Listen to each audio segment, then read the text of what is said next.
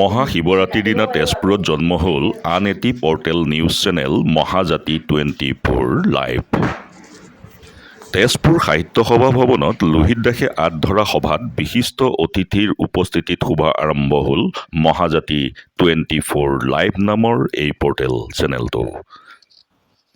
বিহু সুৰক্ষা সমিতি অসমৰ কেন্দ্ৰীয় সমিতিৰ বিষয়ববীয়া তথা বিহু গৱেষক সাংবাদিক অৱসৰপ্ৰাপ্ত শিক্ষক নৰহৰি চুতীয়াই বন্তি প্ৰজ্বলন কৰা বিশেষ অনুষ্ঠান ভাগত নাৰিকল ভাঙে বিশিষ্ট নাট্যকাৰ লিখক অভিনেতা দেৱব্ৰত শৰ্মাই।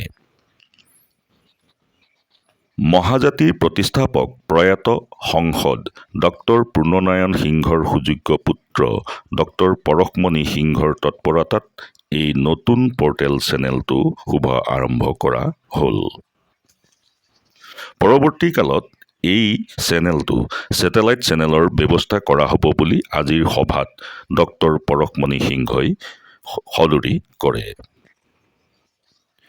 শুভ আৰম্ভণি সভাত উপস্থিত থকা বহুকেইগৰাকী বিশিষ্ট ব্যক্তিয়ে ভাষণ ৰাখি মহাজাতি 24 লাইভ